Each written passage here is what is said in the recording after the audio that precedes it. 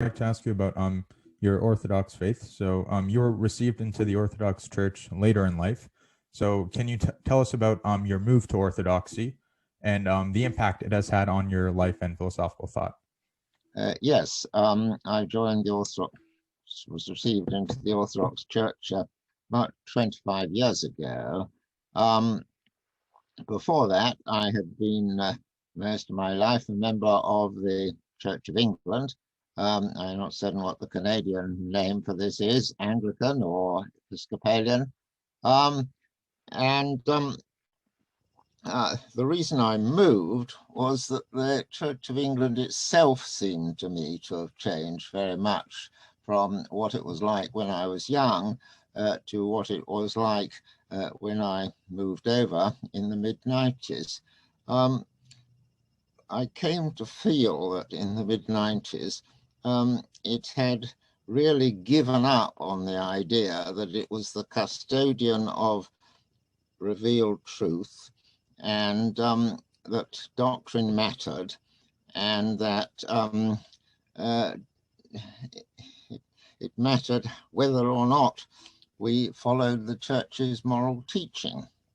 I don't like to think of myself as an extreme conservative in any way, but clearly there are some important Christian doctrines that if you deny them, then you really can't count as a Christian. Right. And one obvious example is the doctrine of the incarnation.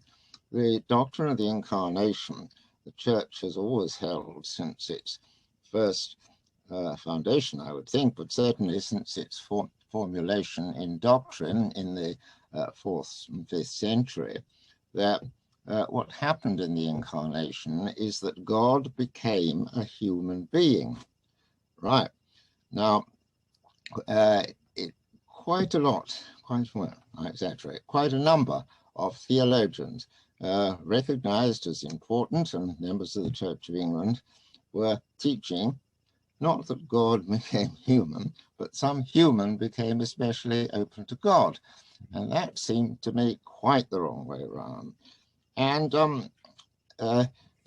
the more general point that the Church of England was no longer interested in doctrine came out about that time when it was proposed in the General Assembly that it should be proper for individual priests who taught things that looked as if they were contrary to Christian doctrine to be charged with be called in the old days heresy, but at any rate, teaching a gospel other than the Christian doctrine, and if found guilty, debarred from office.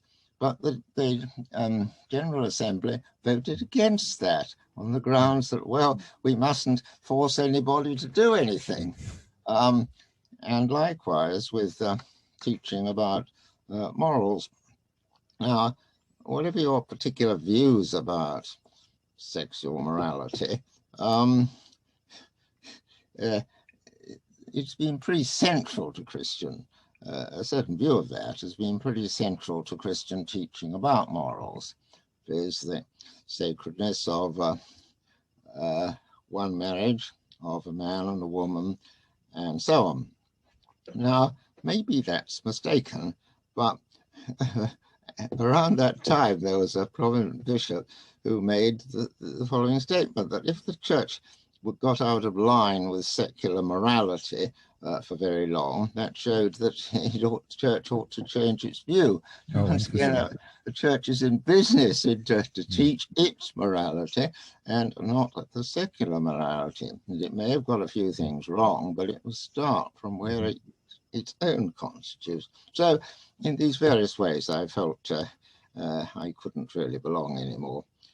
But I've always believed that you can't set up a church on your own, as it were. It has to be derived from bishops who go back to the apostles, and it has to have the Nicene Creed as central to it. And that just left me with a choice between Catholicism and Orthodoxy. many people were surprised that I Right. didn't Yeah. become a Catholic Mhm. on the grounds that Catholics like splitting hairs in the way that philosophers do, and Orthodox aren't very keen on that, or at any rate it seemed to some people that they weren't. But uh,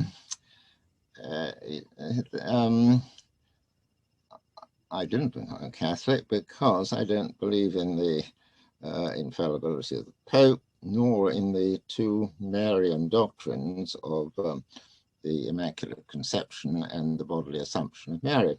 And that's simple. That's why. Yes, Orthodox have been rather suspicious of my sort of way of doing doctrine over the past 300 or 400 years.